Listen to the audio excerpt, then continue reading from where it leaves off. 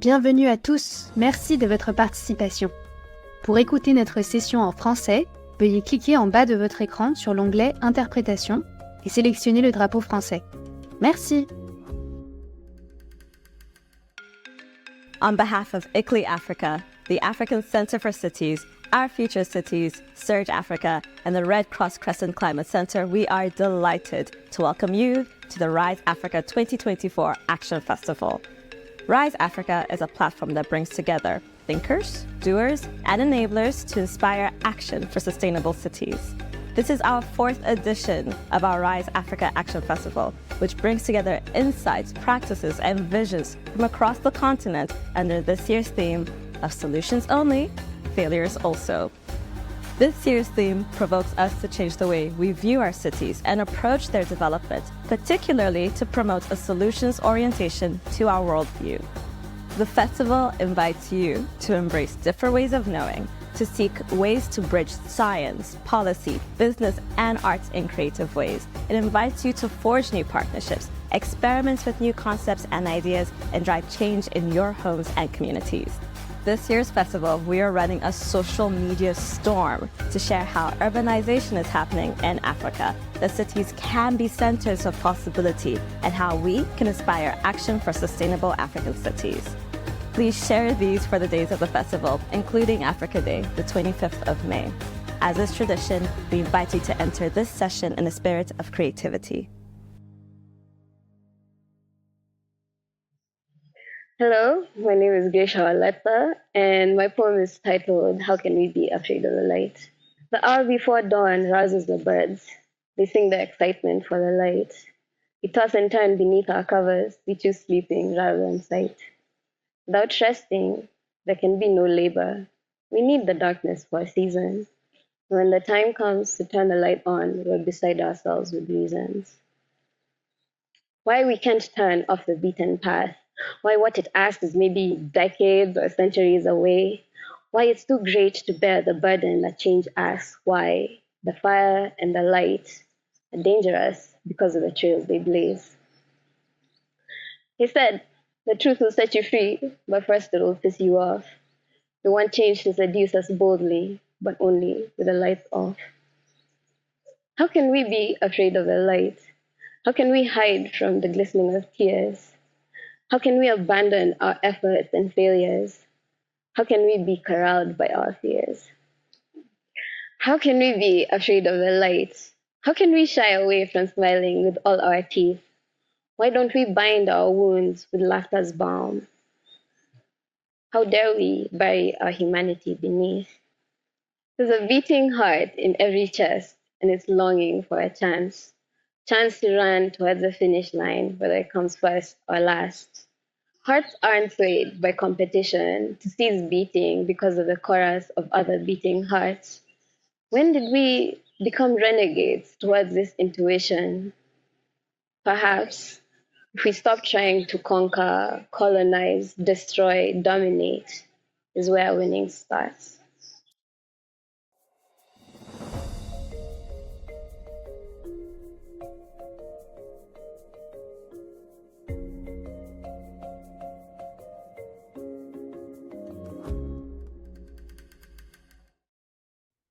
Jamboni, Sanbonani, Assalamu alaikum, Molweni, Bonjour, Dumelang, good afternoon, good evening, or even good morning, and welcome everyone from wherever you're joining us on this beautiful continent of ours, and of course from beyond the seas in other parts of the world. My name is Ditebuho Machele, and I am from the South African Cities Network, responsible for the Sustainable and Resilient Cities program, and I'll be the moderator for this session today. So welcome to what promises to be a very engaging session on innovation systems for just and sustainable African cities, from theory to practice. You are indeed in the right session, which is organized by the African Urban Futures Project, a collaboration between the African Center for Cities at the University of Cape Town and the Urban Futures Studio at Utrecht University in the Netherlands. and it is supported by the Dutch Ministry of Infrastructure and Water Management. We will hear more about this collaboration in a few minutes. In today's panel discussion, we will be exploring the role of innovation in creating more just and sustainable African cities, which, of course, is on everyone's agenda, particularly in this decade of action, where we need to see much more accelerated action for sustainable solutions to the biggest problems that we're facing on our continent, particularly in our rapidly urbanizing context. We have a panel of experts who are working on innovation from theoretical and practical perspectives, who discuss how cities, governments, and people can support and guide innovation for better societal and ecological outcomes.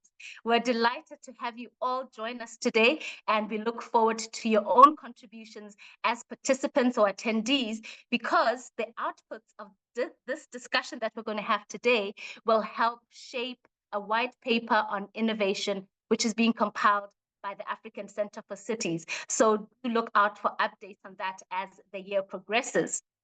But before we get into our discussions, there are, of course, some technical related notices that we have put in the chat, or that will be put in the chat for you to take note of. Just please take a minute to go through those. For those who'd like some French translation, it is available. If you look down at the bottom of your screen, there's a globe icon with the word interpretation there. If you click on there, you can select whichever interpretation you would like. And we're really definitely looking forward to your contributions. If you'd like to ask questions during our session, during the panel discussion, please use the raise hand button. Also, you'll find it at the bottom of your screen under reactions. And you can raise your hand and we'll unmute you to then make your contribution. Please also note that we are recording this session, and it will be made available on the Rise Africa website in the coming week or so. And because we are social beings and we have really assimilated into social media somewhat, we'd like you to let others know, if you'd like to do that, to let others know that you're part of this interesting and informative innovation session right now using our social media handles. They'll also be shared in the chat. The first one is at Urban Africa ACC. The other one is at Futures Studio UU. And the other one is at Italy Africa. These will be added to the chat as well. Right, we're going to now get into it then. I'm going to introduce our panel of speakers who all really approach innovation from different perspectives, as I said, from theory to practice. And they've got very different entry points, as can be expected when we talk about the role of innovation in creating more just and sustainable African cities. Firstly, going to introduce Rebecca Katangi, who is coming from a city network perspective. She is program manager, innovation at the South African Cities Network. And Rebecca's profile will be shared in the chat as well, also when we start the discussion. But just briefly, Rebecca works on leveraging technology and the strategic use of urban data intelligence for planning and decision-making. In her work, she integrates innovative practices into the day-to-day work of cities. Like I mentioned, all the bios will be shared in the chat. And we'll get into the discussion a bit later. Our second speaker is going to be Kamaran Peter, who is an academic, an associate professor at the Alan Gray Center for Value-Based Leadership. That is a mouthful, Kamaran, within the University of Cape Town's Graduate School of Business. And he's also the executive head at the Center for Analytics and Behavioral Change.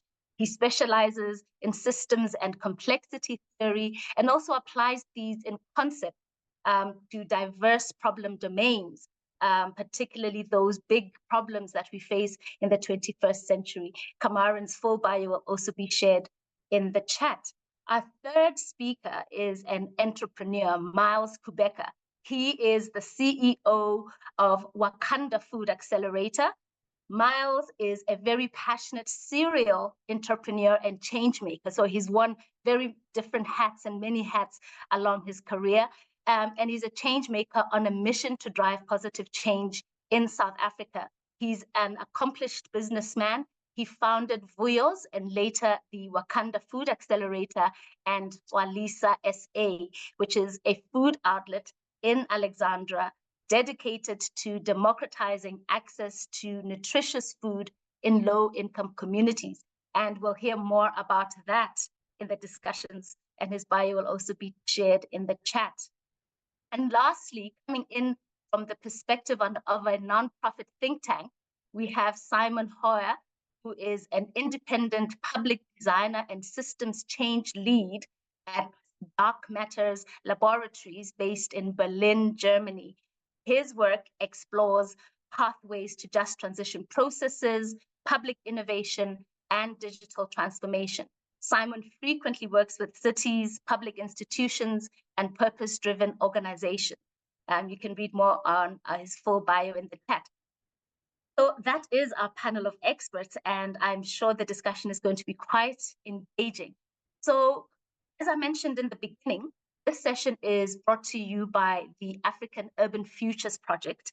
And so before we get into our panel discussion, I'd like to give the team a few minutes to just introduce those of you who weren't at the session last year, to just get them to give us an overview of the InfraHub.Africa database.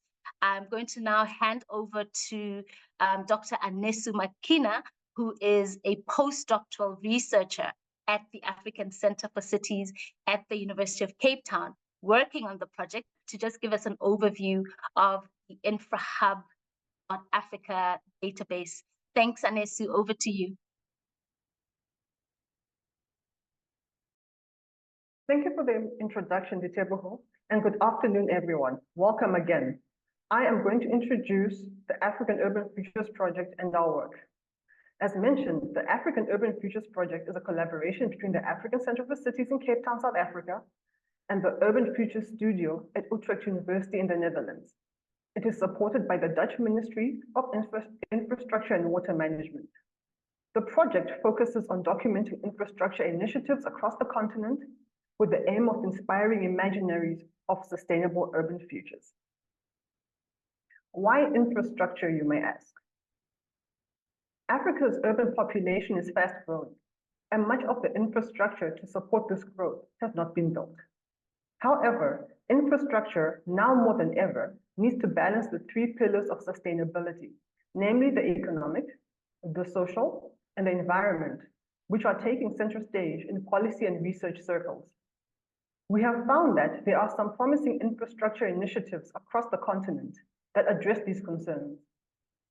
As a solution to the challenge of identifying such initiatives, we decided to document them via an open access database called InfraHub.Africa.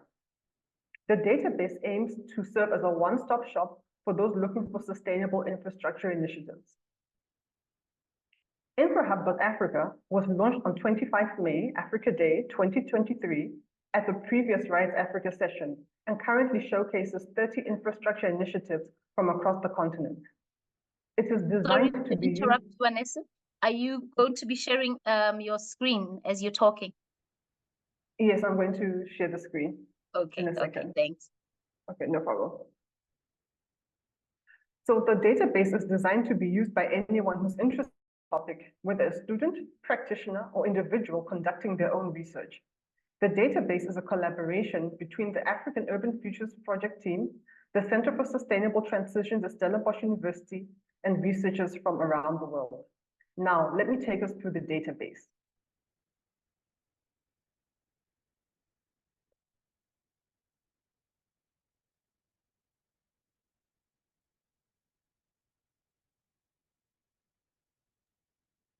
So this is the database. It is optimized for mobile phone use and is accessible in different languages. You can search by category, so there's a search option here, but you can also search by category. Since we have Miles on the line, let's do food.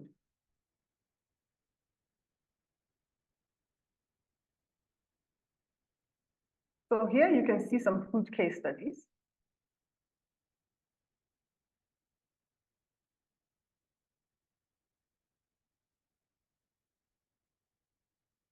And here we have got the relevant sustainable development goals. And we also have a video, as in many of the other case studies. Now you can also share an initiative.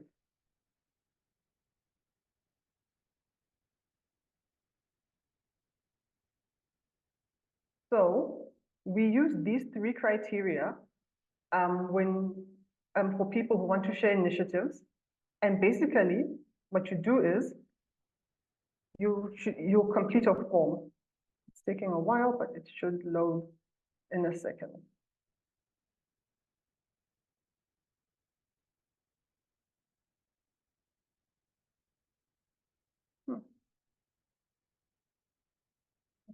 Technical issue.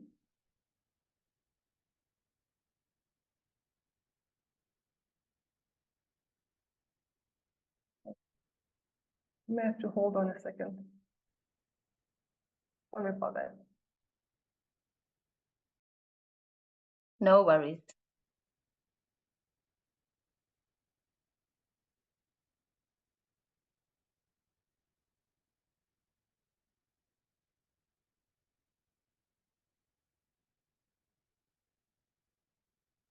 Okay, there we go. So you complete this form and the team member reaches out to you if there are any questions. So on behalf of the African Urban Futures team, I invite you to not only share a case study, but to also check out the database. So thank you, and I now hand you back over to Diteboho. Thank you so much, Anesu, for that very informative overview of what the African Urban Futures team are doing. And that database is really amazing because it just shows how many initiatives and solutions are there on the continent from different contexts all throughout our 54 countries. So thank you so much for that. And like you said, we really encourage our participants and attendees to really just share any initiatives that you are doing or that you may know of with the African Urban Futures team. Thank you so much, Anesu. Now, we're going to move into the discussion part with our panelists, and we will start off at a city network and city level perspective. So Rebecca and Simon, I'm going to be starting with you on this one to start us off. And I'll start with you, Rebecca. So there are many innovation ideas and strategies which often happen and are very much focused at the national level and are aligned with, macroeconomic priorities, looking at the overall health and stability of the entire national economy. But they very seldom focus on city level specific needs of individual businesses or the population that lives in cities. So the question is, Rebecca, how might city level innovation systems that address the challenges and opportunities at city level context be supported? Thank you, Diteboho, and good afternoon to everyone this afternoon. And I am dialing in from Nelson Mandela Bay. So with regards to this subject matter, and of course, with the introduction given on my placement as Program Manager Innovation, and also the role that my organization plays, which is a pivotal resource in terms of sharing knowledge and best practices. So when we look at some of these strategies, which some emanate from a national scale or national level, the filtering process to local government has always been a challenge to some extent. However, we do not discount the role of national government and them being the leader or champions of this strategy. But ultimately, we acknowledge that for us to feel impact, for us to see action, we have to make sure that these strategies land at local government, but also they must have been contributed from local level and only promulgated at a national scale. So one of the things that looking closely at this strategy and seeing what is it that might be a hindrance or act like as a trip point for local government or local scale for that matter, is when we look at the resources and funding of it. We always say that we must be able to decentralize this funding and resources at local level, and providing cities or stakeholders at local scales with direct access to such funding always allows for a more tailored solution that addresses the specific needs locally and not just being handed down from national level or even province for that matter. And we know that cities have autonomy in budgeting for innovation projects.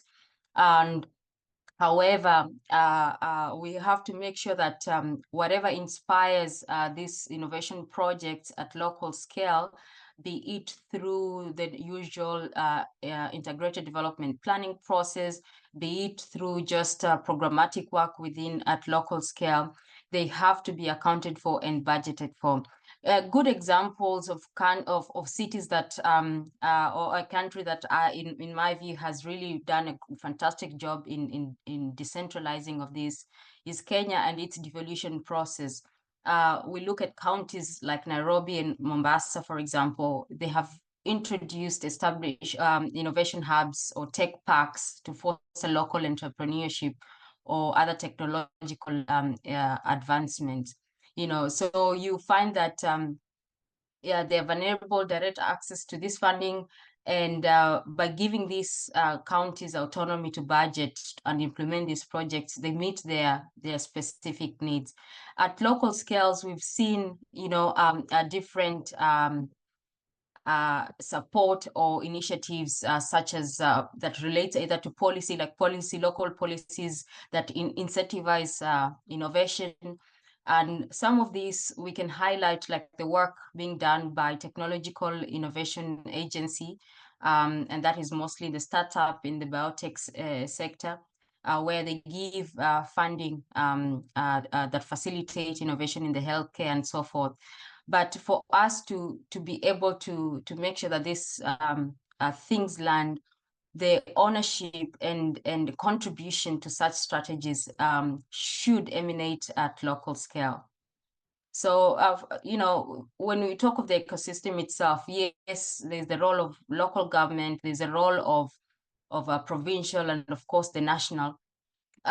So all these stakeholders that formulate or are players in the local sectors need to also bring forth these suggestions of projects forward, and then within these ecosystems, they're the ones that advocate and champion for them to be taken up and adopted at national scale. So we've seen in South Africa, organizations like CEDA and what they do towards innovation. We've seen tax incentives given for research and development. We've seen the special economic zones in various districts, and how that also promotes innovation, especially in South African context. Thank you so much, Rebecca. And you touched on really critical aspects there around, cities themselves being able to inform what happens at the national level, so that they're able to then, assimilate and cascade those strategies and policies at their context. But you also mentioned the importance of funding or financing for these innovation ecosystems at the local level. Simon, is there anything that you'd like to add to that? What further support can be provided for city-level innovation systems? And do you also have examples from your context where these have been successful? Thank you. Yes, actually, one thing comes to mind, or one context that I spend a lot of my time on actually these days. It's a project that we are conducting with a pretty big consortium on behalf in this case, the European Commission, that aims to transition over 100 cities to net zero climate emissions by 2030. And there, together with some partners, ICLEI among them, we are employing something that we call strategic levers when we look at innovation processes. And this can be things like governance, and in this context, regarding to this question, multi-level governance, how to bridge the gap of different I would say even hybrid forms of governance where you have a national, a regional, and a very local, and even a hyper-local as in a neighborhood body, or even something like a homeowner association where you ask yourself what are ways to make collective decision-making possible that are in line with a more innovative, a more open, greater kind of idea that's underlying it. Another strategic lever that we work with that is closely related to this is obviously a regulatory framework and policies and policy innovation, also not only on a national level, but also on a regional level. And there are some others, like obviously participation and governance and of course, finance and funding. What I find interesting is once you take the lens of these levers, it's not so much only about the innovative ideas that you can come up with, but it's around designing the conditions for you and also for other stakeholders in an urban ecosystem to be able to come up and implement these ideas.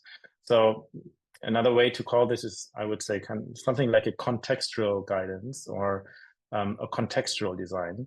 Where you look at the conditions and the context shifting, especially in an urban context, rather than only looking at specific measures or initiatives to drive innovation. I find that very interesting because it also implies I would say, a shift in roles and self-perceptions of municipalities. In a previous work, we've described this shift as not only procuring, but almost curating initiatives that are coming from the ecosystem. So that implies an understanding about what's happening, initiatives that come from, say, civil society that have not been procured and planned in a political process, but are sprouting up and are developing through other pathways. And then it really becomes necessary to spot that early on and facilitate and foster and strengthen these initiatives. So that's maybe the one thing that I would like to bring into this discussion is to not only look for innovative ideas and solutions, but maybe even more look for the conditions and the contexts in place and to design these decisions, these conditions and contexts even more. Great. Thank you so much, Simon, for those insights. Kamaran, I'll come to you now. Simon mentioned, this shift in how municipalities view themselves and their role in enabling innovation to take place at that city level. And he talked about, the need for multi-level governance and this happening even in a hybrid way, that it's not only government departments or municipal departments, but looking even at the neighborhood and household level. And this talks about institutional capacity, really, whether it's institutional capacity within a municipality or whether institutional capacity within organizations that are part of a city or individuals. So the question here is, how might this institutional capacity be built in our cities? And are there examples, perhaps in the research that you've also done, around the role and benefit of institutional capacity and how it can be built to encourage and enable innovative practices? Okay, so the hardest question of all here. Yes, Associate Professor. It's a difficult one to answer because the question of where you're building institutional capacity is important here. And so let's take it from the ground up. In a sense, I think when we're working with an ecosystem concept, we're talking about something that's not overly regulated from the top down, right? We're talking about something that's self-governing, self-reproducing, self-regulatory in nature. And so if we're talking about innovation ecosystems, then we want something that self-reproduces itself. And so there, I think, particularly in our context, whether it's global South African context, it's fostering connections at the local level so that innovations can scale up through increased connectivity and relationality that's important. And so in simple terms, how can we do this? I think connecting people is really important. So peer-to-peer learning, and I know Shack Dwellers International have used this kind of methodology, with quite some success. It requires more of an investment in building trust with people, building capacity in communities so that the innovations and the activities, the economic activities that come of those can be community-led so that they serve community needs. And I think it requires a bit of a shift then from whether it's civil society or aid organizations and even governments, from rather seeing themselves as implementers of programs to being facilitators of growth within communities and connections between them. So, I mean, in simple terms, you can get a community on a WhatsApp group advising another community on how they went about doing things, how they navigated local bylaws, how they navigated pressure from local politicians, for example, or councillors, or how they navigated the local authorities. That's really valuable for building capacity at the local scale. From the local government scale, which is more where my kind of work focuses, I do think national government has a role to play, no doubt. I think I'm more in favor of a kind of an entrepreneurial-led, entrepreneurial state-led approach. So instead of trying to, from the top down, parachute in solutions, it's rather about being sensitive to what's emerging in context and shaping markets through a variety of soft ways, particularly with local authorities that may be cash-strapped or may not have all the skills and technique. They can still play a role in shaping those markets and shaping key decisions that are made even around skills development, for example, to facilitate the growth of an ecosystem rather than seeing itself as an orchestrator of an economy, or alternatively, leaving it completely open as a kind of free market system. So that would be my guess at it for now. Yes, absolutely. Thank you so much. And that's really critical points that you've raised there. This idea that the state should reimagine their role and look at what's happening, what's emerging, and be the facilitator of that, or not see themselves as an orchestrator to force things, but to rather, go with what is happening and enable people to then direct this ecosystem of innovation. And I liked, when you mentioned, in terms of fostering scaling and impact, that is important to build capacity within communities so that the innovation is community-led. And this idea of an entrepreneurial state leads me to you, Miles, as an entrepreneur, a successful one at that, and a leader of an impactful accelerator. Now, the question for you is, where do you see the greatest potential for driving change? Miles talked about the different, Kamaran talked about the different role that the state should take on, and the better role that communities can be encouraged and enabled to take. Where do you see the potential for driving change in your own environment? Yeah, thank you. I think I've traveled the world, but spent a lot of time in communities. And what is coming and becoming apparent to me is that governments, local or national, around the world, and particularly in South Africa, or maybe even the rest of the continent, are going to struggle to be able to provide services at the scale at which towns or informal economies are growing. And they've spent a lot of effort to try and formalize informal economies. And I can spend an hour and a half to anyone who'd listen to say, don't touch informal communities or sectors, because they work. You might just not, they may not be as sexy, but they fundamentally work. The trick there is maybe how do you scale them up and reduce friction, but they fundamentally work. And how I got to see this was typically or historically, almost all solutions, I think, have been top down, but no one has ever spent the time in those communities to watch, particularly for innovation. As an entrepreneur, one of the things I've learned is just to shut up and watch how communities solve for their own problems. And that's in fact how Dwalisa came about. We were helping out in a community in Alexandra, in Johannesburg during COVID, and people were bringing food parcels and so forth after realizing there was no food. But once you start doing that, you realize you quickly start to kill the local businesses, the spaza shops, because now you are parachuting in food from big manufacturers and wholesalers. But like the businesses that have been servicing that community are now marginalized. But obviously you could see how that logic would come about, because people are sitting in boardrooms and saying, let's send food. And that's what happens.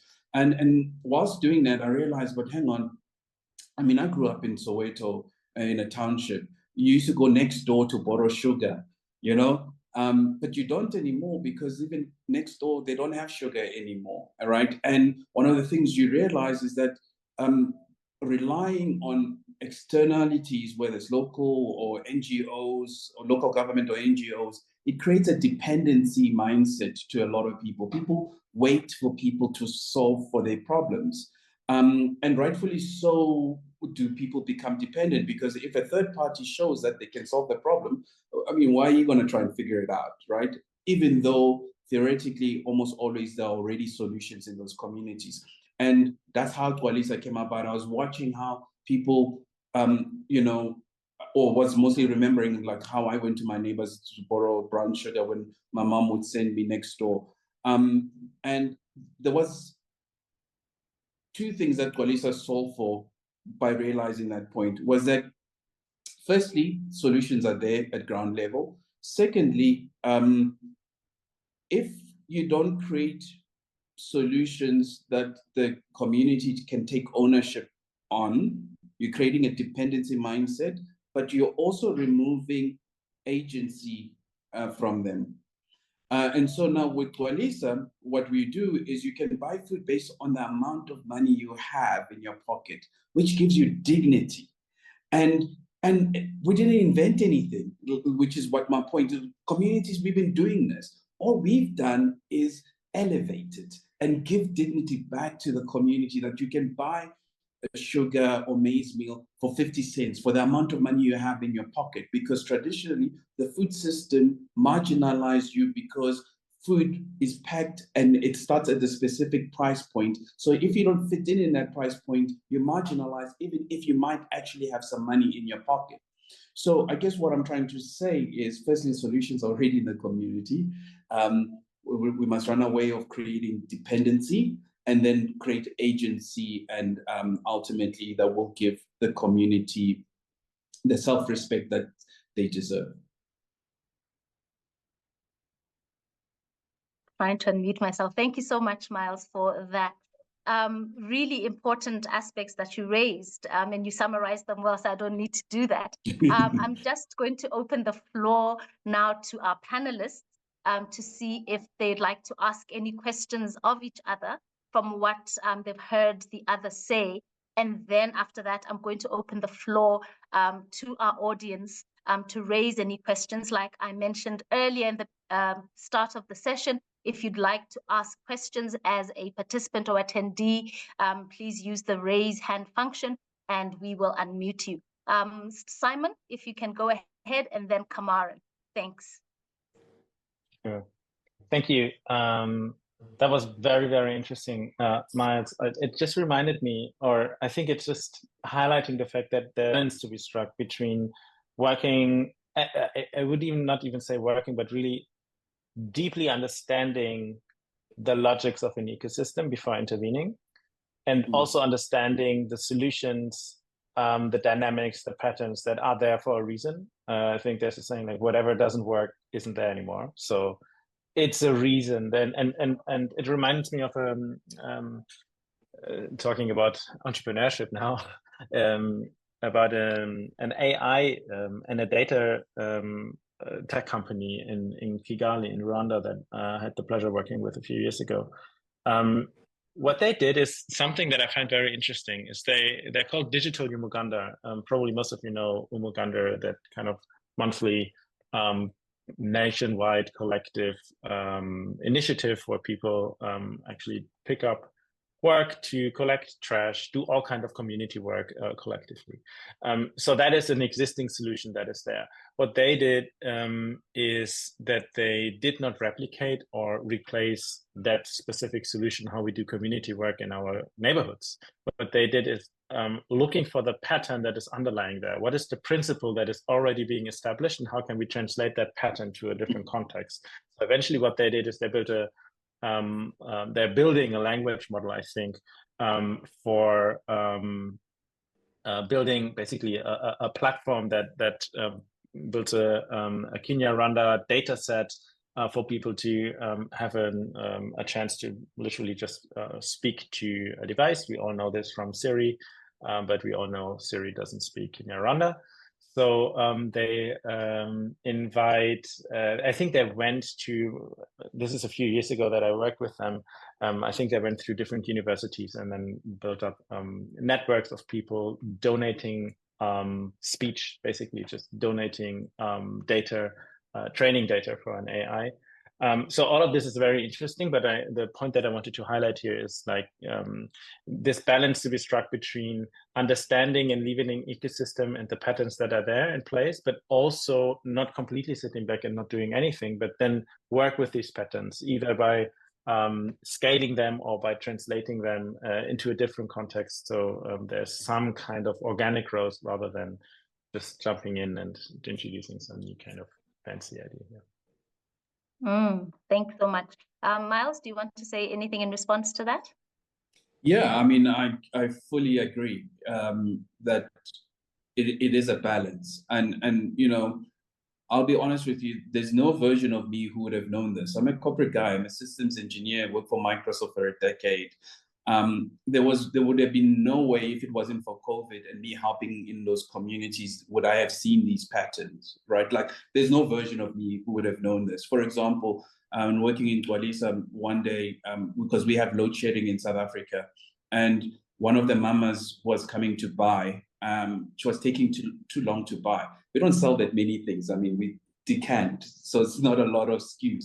But she was taking too long to buy. I couldn't work out what was wrong. So I come out to maybe just to whisper to her, because there's a lot of dignity that comes with people who are at the base of the pyramid, right?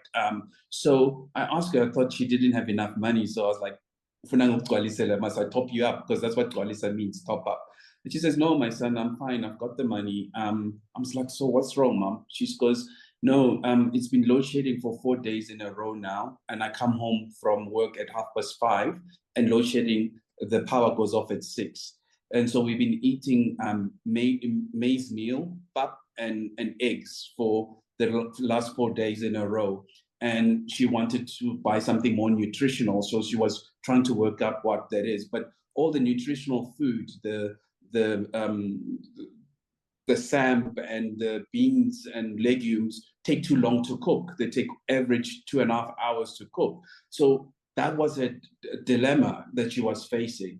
And again, I would have never known that people's nutritional intake was now based on energy supply. And what that resulted in was we increased the amount of solar panels we have in our Twalisa. Now we reticulate electricity to 15 houses around us. And we've also worked with universities to reduce the cooking time of legumes like mbambara nuts and so forth. So my point is, some of these problems, you have to be immersed in that community to firstly see them as well. Thanks so and much. And then apply Miles. innovative entrepreneurial spirit of, how can I fix them? What's the first principles? Where's actually the fundamental problem here? And how can I participate in fixing for it? Yeah. Absolutely. Kamara? Yeah, I just love the way Miles is introducing us to some of the fundamentals of social innovation and entrepreneurship. And I'm going to just work off what Simon had to say and what Miles had to say. I can't emphasize this enough, but what Miles is speaking about is about backgrounding yourself and observing. And, the reason why I think it's such an important point is because it's a point that is often completely lost, whether it's researchers, whether it's the state, whether it's civil society and NGOs. The act of backgrounding oneself often doesn't come easily to them, if I can say this in a gentle way. And,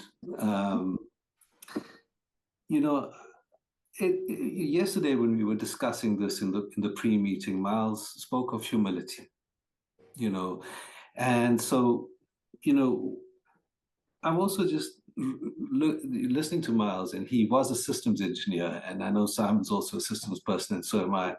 And I wonder to what extent that, working with systems, being able to observe them, particularly to observe from multiple perspectives, to go and ask the question of the lady who's outside, seemingly confused or in a delay pattern. But what I want to get at, because this backgrounding, it's a significant departure from the model of advocacy in civil society that dominated, for so many years, particularly through the 90s into the early 2000s. And the question I have for Miles is, if you can give us a sense for where that humility comes from within you when engaging with the context that you're immersed in. I won't lie, it didn't come naturally because, when you come from private sector, you automatically see the solutions and you want to say, yes, the solution, I've got the plan. It was learned. I think that's the best way I can explain it, because communities are massively interesting. Like, I can tell you stories for days, and I even ask myself, how did I end up here? Why am I in this traditional healers in Jumba and speaking to her, and she's busy going, ooh, when she doesn't believe me, and I like her, and it's 40 degrees in there, and I'm like, when did I go left when I should have gone right? But I can't tell you other than it can be a learned thing. And maybe as another just parting example, especially since we're speaking about the broader continent and the context of cities. So because we run solar panels on Gwalisa, one of the things I was struggling with every time I was going to Alexander Township was the traffic to get into the township, right? And I realized that the traffic lights weren't working.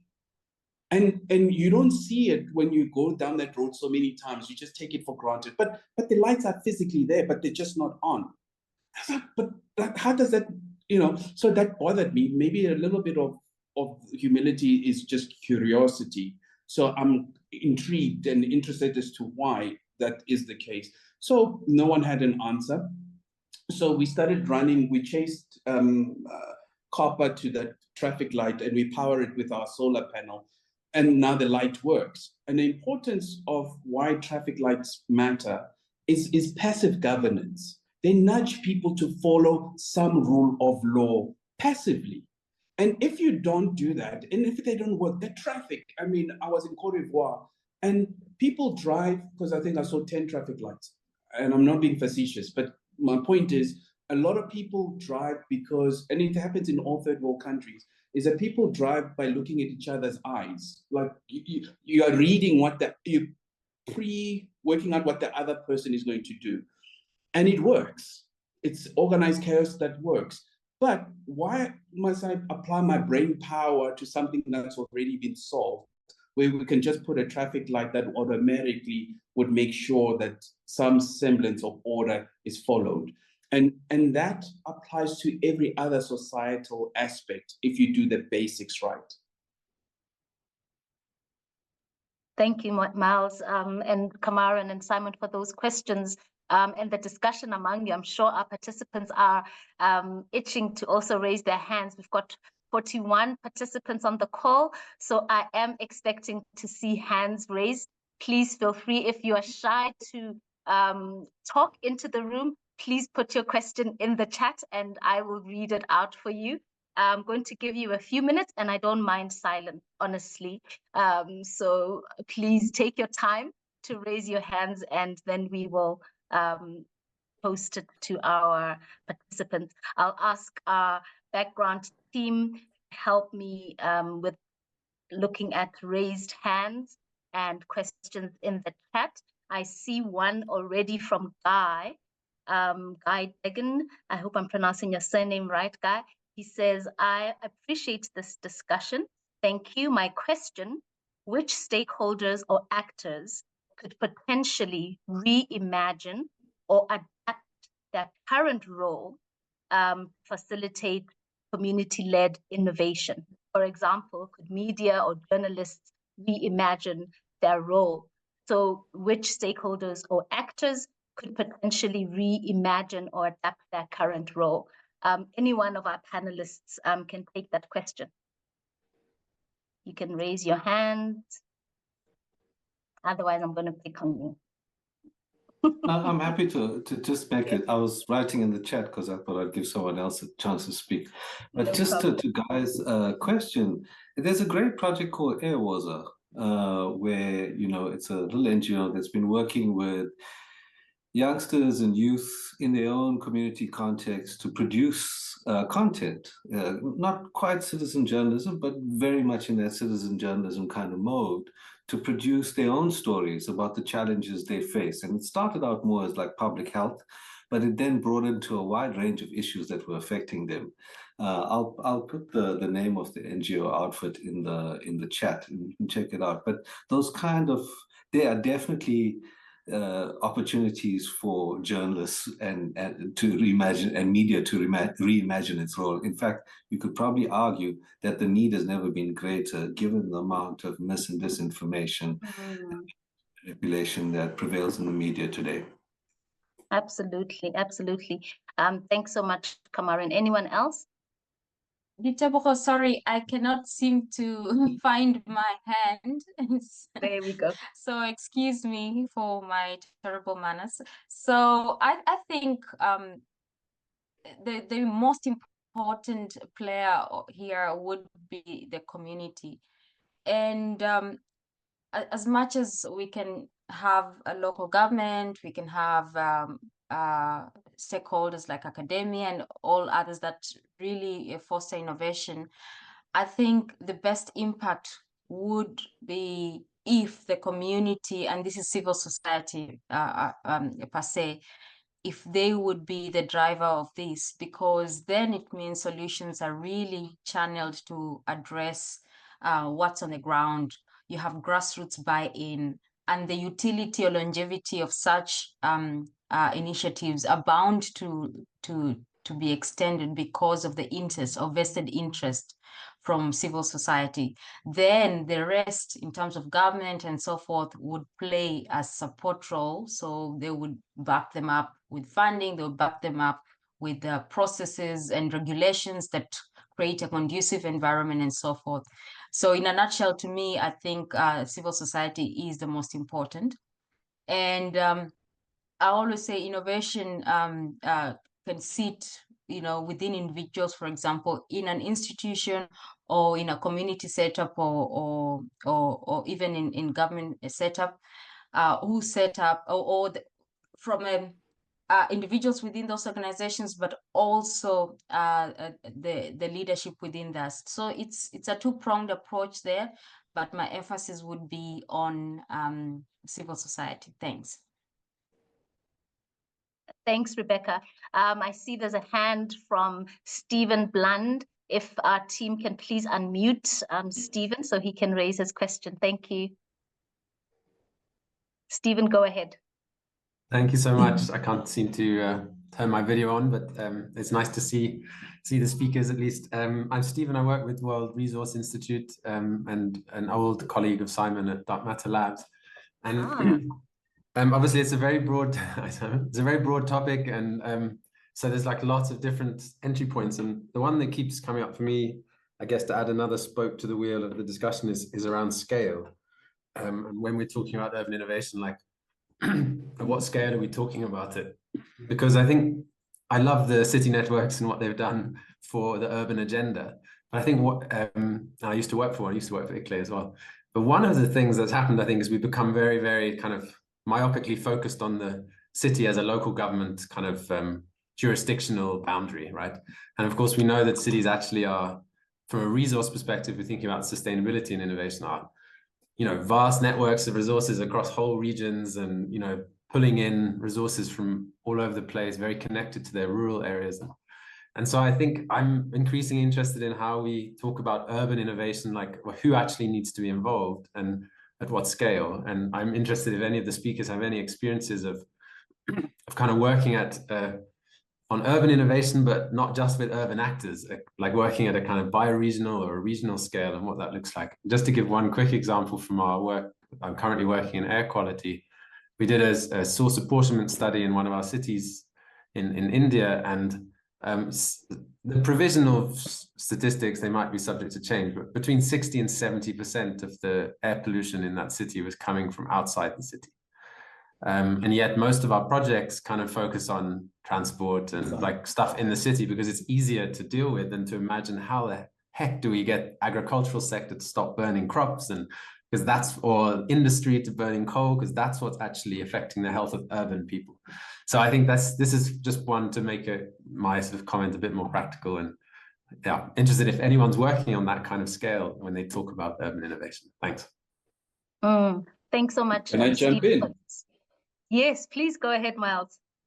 So, like I said, my background as a systems engineer, I was with Microsoft for almost a decade. And if anybody had mastered the global domination, it would be that company. I mean, we would work, even everything we worked on was basis of scale. You know, teams were built on regions, ACPAC, EMEA. So I understood scale from very early on in my career. But, you know, no matter how big Microsoft got, it always started with one fundamental thing, first principles. One product, you build it, you test it, you get developers, you build a community around it, or you enable a community that exists. But it always started from the nexus, the basis, right? Because if you don't do that, once you start scaling, you will scale the problems. Right. And one of the things we used to do to mitigate scaling problems is that, because you can't wait until your product is perfect, right? And scale by its very nature, it gives you a lot of inputs. So you want to scale it to learn also at the same time. So one of the things we did, we'd roll out a product at 70% completion, or it's now called minimum viable product. But then you get customers to pay for it. And then we used to call it software updates. And then the customer helps you to fix it, and you still charge them. My point is, you do want to scale things once you've sort of figured them out, but you also want to build in within the scale the ability to iterate and continuously innovate on the product. Thanks, Miles. And certainly critical to look at those different scales and approaches that are used. But I also liked what Stephen mentioned, that, you know, we sometimes look at the city as the administrative part and not as the wider organism that it is, and how different actors have a role to play in all of that. Kamaran, is there anything you'd like to add? Or, okay, I see a hand from Simon. Sorry, I'll come back to you, Kamaran. Simon, please go ahead. Sorry, didn't mean to. No, that's fine. Bad timing. Yeah, I just wanted to really add, not counter, but add to the point that Miles just made. I think what's very interesting if we talk about scale is to really, really be deliberate about the type of indicators that we're looking for. I think in many cases, scaling equals to just broadening the range or the region. So we started here, we scale it to the next city or the next city or the next context. Scaling can mean more and more people are part of the service or of the business, just what Miles had just laid out with Microsoft. Obviously, I think there's another scale, which is time. And I think that's maybe sometimes a little bit overlooked. I think scaling can also qualify as something that is very tiny, but just has been there for generations.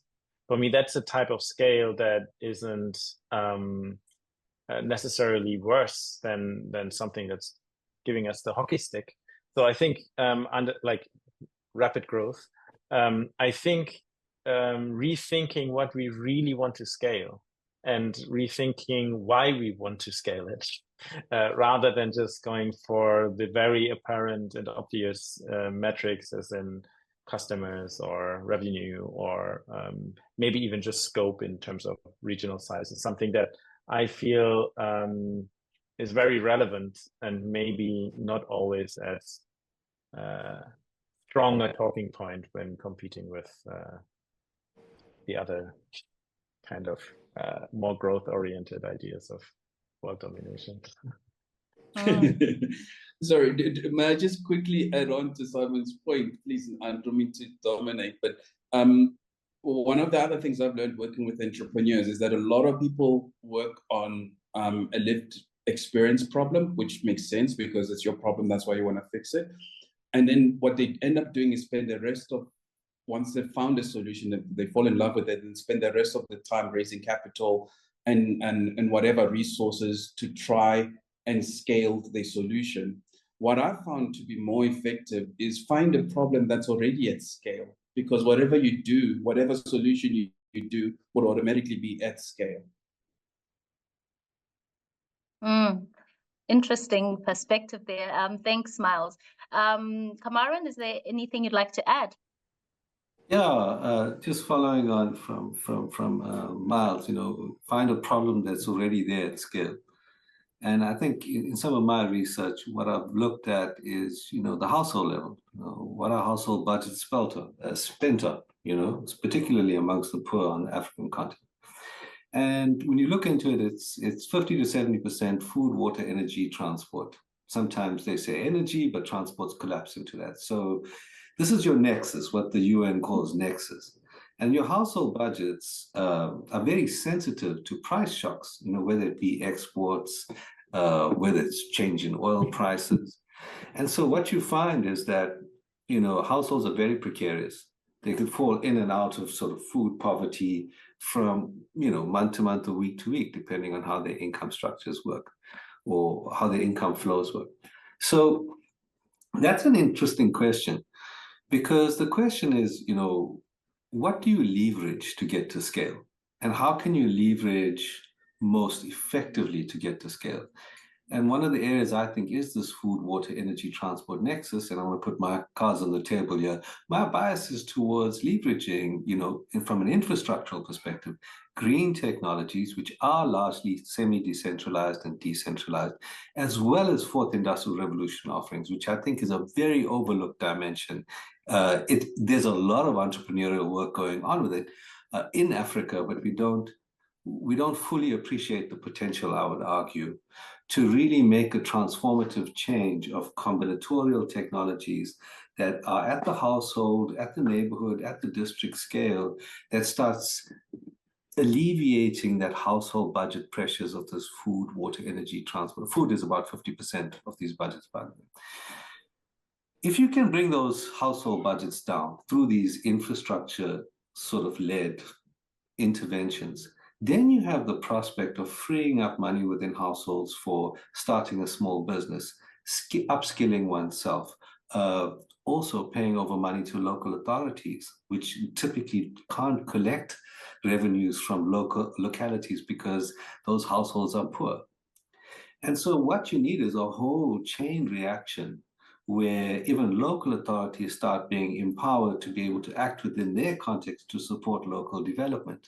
And at the same time, that households can transition themselves to becoming more stable from a budget perspective, and then can grow the other aspects that make them prosperous. So for me, in my imagination, I imagine this infrastructure-led boom that can spread throughout formal and informal settlements, that is facilitated by the kind of Buckonomics model, which is small to medium-sized entrepreneurs who can continue upskilling themselves, but don't need to have university degrees to do, but just need an entrepreneurial spirit and perhaps a bit of a hand up and some skills and certification here and there. And then we have the prospect for creating cash flows where they matter most in our economies. It's probably not a complete picture, but it's one kind of perspective on what we can leverage and what's required for scaling up social innovation and entrepreneurship. Thanks, Kamar, and really interesting perspectives there. And I'm really interested to hear what some of our participants have to say about this discussion. There's a question in the chat from Heaton Bagat. It says, thank you for the discussion. It's rich and compelling. And they'd like to ask, what is the working definition of innovation? We're talking about innovation in different contexts, different perspectives. And Heaton would like to know what is the working definition of innovation that frames this discussion. Could the speakers share what they mean with this term, if they're assuming it as universal or even continental? So I guess from your own different perspectives and worldviews on innovation and the work that you're doing, what is your own working definition? And perhaps I'll start with Rebecca there.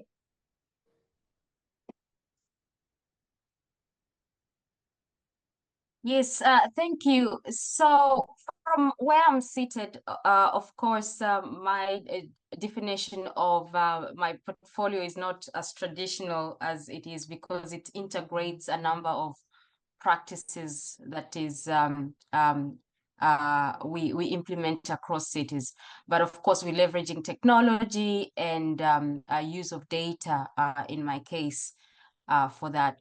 But for the purpose of this discussion, of course, we're looking at what are these new ideas or processes that could be applied within an ecosystem, so that we can solve problems or improve existing solutions to capitalize opportunities, so that we can drive change in our communities.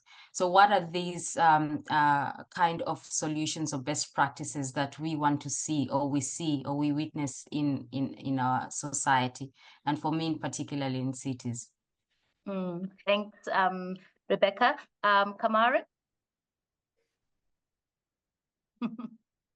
Sorry, I thought I was dominating, so I just putting my comment to Heaton in the Heaton, when I'm speaking about innovation, particularly in our context, I'm mainly referring to secondary innovation. So I'm saying what we need here is that sensitivity to context and specificity, where we take primary innovation, could be solar power, solar water heater geysers, could be biogas digesters, could be loan schemes operating through blockchain, it doesn't matter.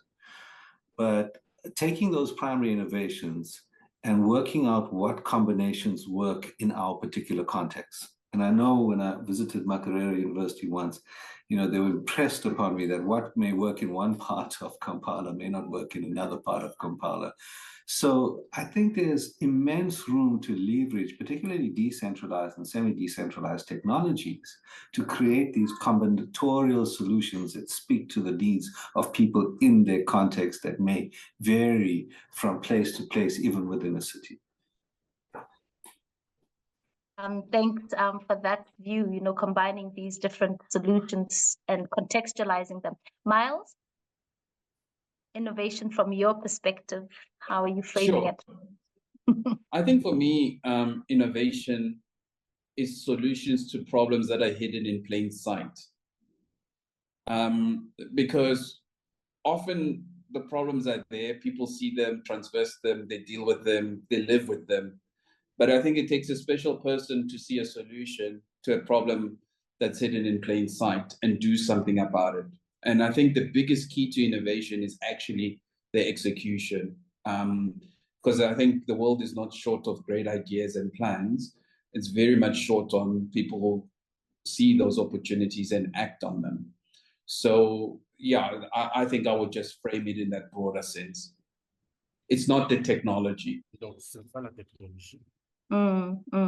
Thank you so much. Simon? Yes, I was smiling a little bit with this question because I have my... Our technical team, we are hearing our translator in this main room.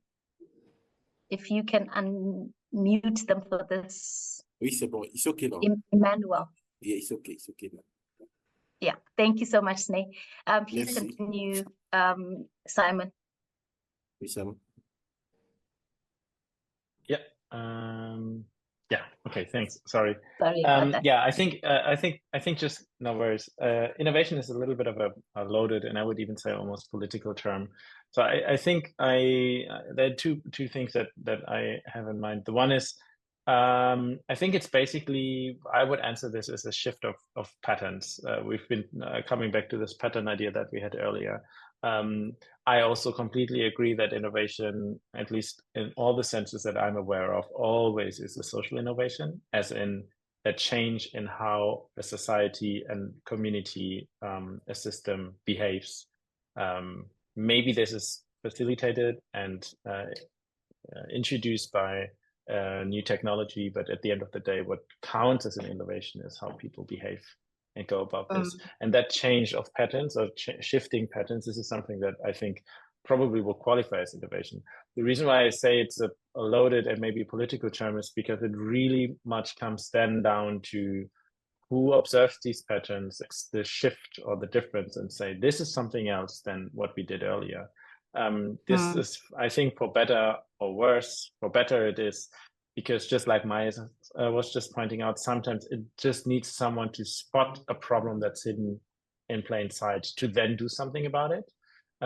So that then comes down to that person or to that community, and vice versa. It also, and I think we have all seen this, opens the door to treating or selling something as innovative that really isn't, because it's the same pattern that we've seen before. So the question really is, what kind of patterns do we want to change here, and what really qualifies as change? The other thing that I just really quickly wanted to add is that in many cases I feel, and actually your work, Miles, has reminded me of a company that I've come across many years ago in Nairobi, Kenya, which was called Paygo Energy. And I think they solved the same problem for a different context, which was this, like the threshold to be, the threshold to be able to basically pay the smallest amount of, I think in that point, as I remember, it was, I think, even maybe electricity or cooking. I think it was cooking gas. And like even the smallest gas bottle was already too expensive for many potential customers. So what they did is they basically added a technological, an IoT valve, so you could actually prepay. So you get the bottle, but then you just prepay in micropayments the actual amount that you would need that given moment. So it just lowered the threshold, similar to what you have been describing for food. So I think this type of changing a pattern I find very interesting, because it's a small, I don't know, either a technological or even an accounting fix of say, okay, we can lower this, and all of a sudden you have very different social behaviors that are being enabled by this. So this for me probably is closest to what I would say is innovation. And just because this is a follow-up of a conversation that I was part of in Cape Town late last year with the African Center for Cities. And I remember, I think it was a participant that was there who used the word or the term affordance there, which comes from product design. But it's basically the question of any system or any infrastructure, really, what does it afford us to do? As in, what does it invite us to do? What does it allow us to do? What does it constrain us from doing? And I think playing with these kind of affordances to either drive or even block specific types of behavior, this is something that I find interesting when we talk about innovation. Usually it's only been, I think you can only see this in hindsight, and in most cases spot this, oh, this is what it is, and it's very hard to anticipate that before. Thanks, Simon. There's another question, but I think also touched on it when you talked about that example in Kenya, and a question from Felicia Ochim in the audience. They are asking, how can technology be leveraged to address social and environmental challenges in urban areas? Anyone who'd like to add on to that? or respond to that in a different way than Simon has touched on. So how can technology be leveraged to address social and environmental challenges? Can I just re-emphasize what I think has been a thread throughout Simon and Miles's discussions around innovation? And I'll do it with an anecdote. When I worked at the CSIR, and you can imagine the CSIR is Council for Scientific and Industrial Research. It's this massive organization, thousands of people. But that when I worked, there was 14 different divisions, all devoted towards solving the problems in our society, whether through industry or directly with people. Everything from medical to IT to, aircraft to military to mining. And there was a saying by one of my colleagues, Pete Ashton, one of our water experts. He used to say, we're great at developing solutions at the CSR. We're superb at it. But then we throw them over the wall and hope they hit a passing problem. And I think that is the disconnect that we need to be solving. So even if we focus on technology, where the innovation comes from is from the focus on context. and I thought I'd just make that point. Thanks, Kamaran. Very insightful there. And I hope, Felicia, you agree with that. So I'd like to get more questions from the audience. Sorry, but if can not, I? Yes, Miles, please go ahead. I have to go, but I can just maybe also, in terms of, I suppose, anecdotal and overall summation of things I get to see on the ground, that again, I would have never understood until I found myself here.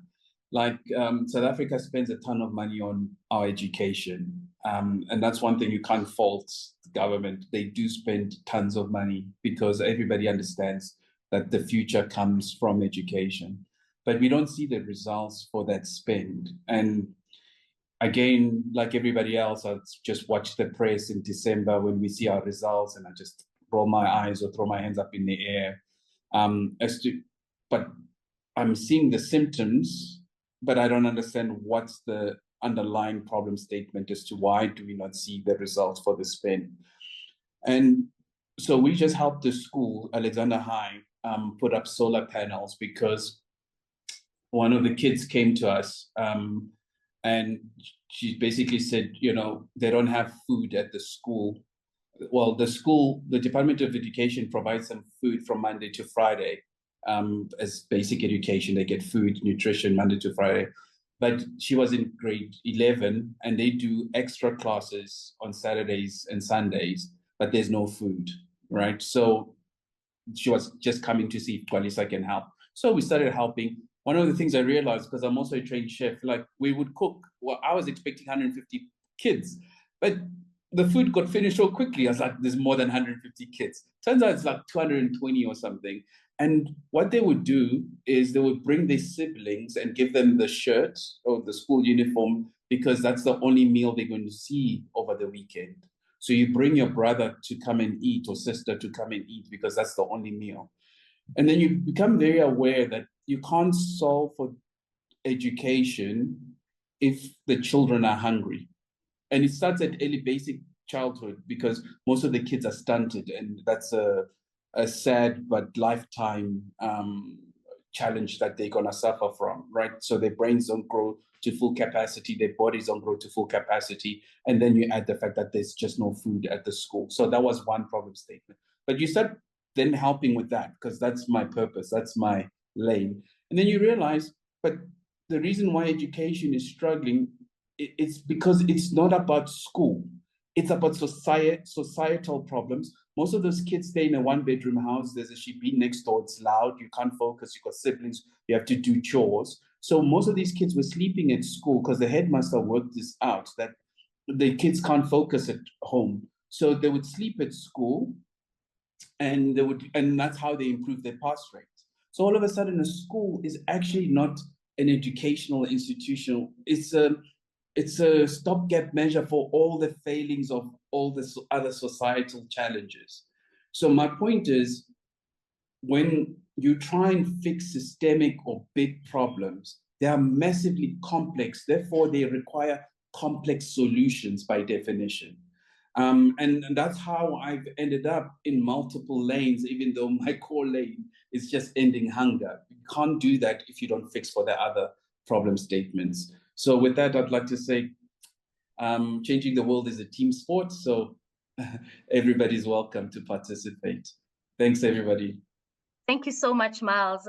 Really wonderful to have had you here with us, and really ending off on a really high note, and call to action of that, that we all can do something. Thank you so much for your wonderful insights and inputs, and we will touch base with you soon. Thank you and all the best. Bye, everybody. Thank you. Bye. So one aspect that we haven't touched on, and because this is an African cities, an African event, we'd like to find out from our panelists, how do you think that we can share lessons across the continent around innovation? We saw the InfraHub.Africa database as something that they've started as the African Urban Futures project, to start this sharing across the continent of what's happening. How do you think other lessons can be shared across the continent? Kamaran, you talked about knowledge sharing and its importance, and how different organizations are doing that at community level, and how it can be done. Perhaps you can start us off and elaborate on that, and I'll come to you, Simon and Rebecca. Yeah, I mean, a simple way of approaching it is connecting people, I'd say, and connecting communities, and not just communities, but if you think of what Miles just spoke about, he's speaking about a school as an institution rather than as a function. So when you start to shift your perspective on in that way, for example, then you can start thinking about how do we connect people. And I think in the era we live in today, even though there are challenges with respect to data across the continent, particularly amongst poor and marginal people, I think that the potential is there to connect people in a variety of ways. And we should be exploring those variety of ways of how we connect people so that we can get them, engaged in self-help schemes, working across each other. So what I'm speaking to here in more theoretical terms is enabling what's called a knowledge-intensive urbanism amongst the people who are practicing urban development in their own context. And so I think that can go a long way towards shifting things. And there again, the role of the people who facilitate that, civil society, government, it becomes one, not so much of advocacy, but one of stewardship and facilitating, observing, learning the lessons, trying to improve the connections within ecosystems and between ecosystems. Thanks, Kamaran. Simon? Yes, what to add to this? Maybe to add to those two, I think, extremely relevant points of sharing the information. And I think what I really like about the InfraHub, but also other similar efforts, is it's collecting pieces of a puzzle. I feel it's almost like the weak signals of a potential trajectory that can be promising. And so in addition to this, and obviously connecting the people, what I would maybe add to this is a bigger kind of story or even narrative to frame this, to take these dots and weak signals and small little initiatives that even in our conversation we've been sharing, and make them part of a broader story that I don't want to kind of be all too ambitious here, but I think what is emerging and also probably needed is a new lens, or even a new type of world making, I would say, to move a little bit ahead from the many painfully learned lessons from just the last decades and obviously century. And I think that kind of story or that kind of narrative is something that I find interesting, and I also only see emerging. So to add to the elements of that story and connecting these elements, I think the third element I think that I find interesting is that framing that narrative of work making beyond the failures of the past, but also beyond the struggles, I think, in many cases of the present. Not to tell a story that is, I don't know, unrealistic, but to coordinate action and to enable self-coordinated action by all kinds of diverse actors, not just in cities, but in cities across the continent and even beyond. That kind of organizing or orienting function is something that I feel is maybe a little bit missing and could be very needed.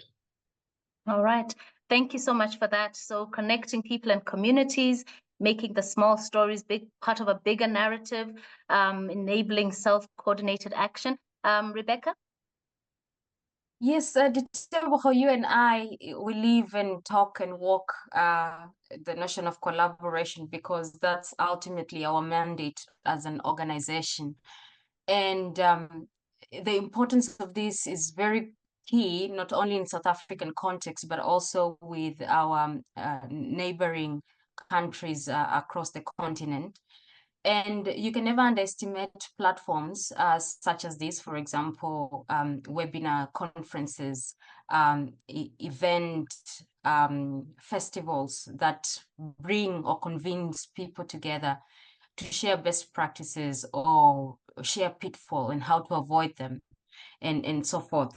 I mean, we keep on talking of by Africans for Africans, or solutions for African challenges.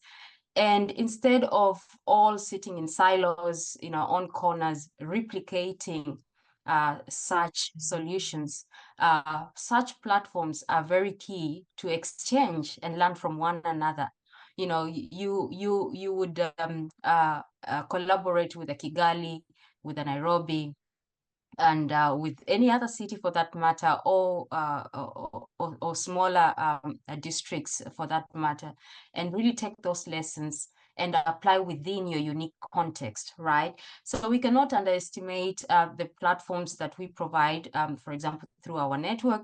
We cannot underestimate platforms such as UCLG Africa. We cannot underestimate platforms like Metropolis. We cannot underestimate those, because or events such as Climate Week, you know, where people are showcasing, you know, what they're doing. You cannot underestimate your COPs and so forth. So those are important places when one has an opportunity to partake, to harvest whatever lessons, and also share the ideas so that others can also benefit from. And collaboration is the key, you know. Even in the simplest task, even in the most complex task, you would find that you can co-fund a project with your neighboring cities. And key example that I would give is the collaboration between ourselves with the Ethiopian Cities Association, as well as the East African local government. And this project is to be funded by UCLG Africa. And there we are looking how we exporting lessons from South Africa within the Ethiopian context, and also just framing some of those solutions, looking at what's on the ground. So I would say, you know, platforms, you know, are quite key for this purpose. Thanks. Thanks, Rebecca. And you're highlighting the importance of collaboration. I'm going to ask each one of you, as we're drawing to wrap up, to just talk to us. Today's theme around the festival is failures also. You know, we're talking about solutions and these lovely interventions and initiatives that we're seeing, but also failures. So I'd just like to ask each one of you about the partnerships that you have brokered, tried to get going, that have failed, and perhaps a reflection on why they failed and what lessons you learned from that. because this work really is around partnerships and making those connections and relationships work. So failures around partnerships. Simon, you can go first. Oh, that's mean. I probably have to think about this a little bit because I find the framing of failure again interesting because it's you could even claim that almost any solution is a failure of a previous solution. Like any new solution is a failure of what was there before. I'm not always sure that's a good or a bad thing. It's just a change. That said, of course, there are just failures that seem to be failures. Maybe I'm not sure if that's an all too inspiring story, but one thing that just comes to mind is if I look back at my own kind of little story or trajectory, I've been working in quite a few startups. I was an entrepreneur myself, a co-founder. And throughout I would say, last 10 to 15 years, I co-founded a few initiatives, and quite a few of them failed, as in the classical sense of we didn't achieve rapid hockey stick growth. We didn't, IPO or sell it to someone else. So that, I think, on paper definitely is failure. And then connected to that, obviously, there were many moments where I would hoped for things to work out that didn't. Since this is a long time now, it's 10 to 15 years, looking back at this, it's very hard for me to say, oh, if only that had worked out, I would be in a better place. This is maybe coming back a little bit to what I said earlier about scaling over time, and also being very deliberate about when we make what judgment call as to this was a success or a failure, especially in an ecosystem. We had that discussion at DM just a few weeks ago, thinking about how to leverage synergies in an ecosystem and to make it more efficient, to not let any energy, any data, any initiative go to waste. And we looked at other biological ecosystems. And a colleague of mine was saying, well, if you look at the forest, there's no waste. There might be something that failed and collapsed and died. But if you just wait long enough, that becomes a resource again for something else. So I think that lens of treating failure, treating inefficiencies with a little bit of a broader time scope can maybe get us out of the success failure dichotomy eventually. Wonderful. Thank you so much, Simon. Kamara? There are too many urbanists on this call for me to start talking about specific failures that I've been involved in, because I'll be giving the game up, and it would be embarrassing. So I'll just say, I mean, look, you can't have innovation without failure. That stands to reason, I think. And then the question becomes, okay, where's the safety net? How do you promote innovation at the levels where it's needed most? And I think there are many lessons. I'm not an expert in this, but I know, where I work at the Graduate School of Business, social innovation and entrepreneurship is one of the pillars of the school. So they've been heavily involved in, supporting particularly young social innovators and entrepreneurs in different contexts. And I think, and I hope I'm right about this. I don't want to pretend like I have all the answers about it. But I think of keeping people in these kind of ecosystems of innovation, particularly when they're young. So when something doesn't work, there's still other connectivity that they have to insert themselves in. It's almost like having the ability to hedge. It's not everything is vested in one particular project, but there's a milieu of innovation that's been created where people can still have, even if they don't necessarily have all the kind of financial resources, they still have the knowledge and social capital to be able to stay in the game, if I can put it that way, from a business perspective. Anyone who studies entrepreneurship, for example, tell you all the horror stories that go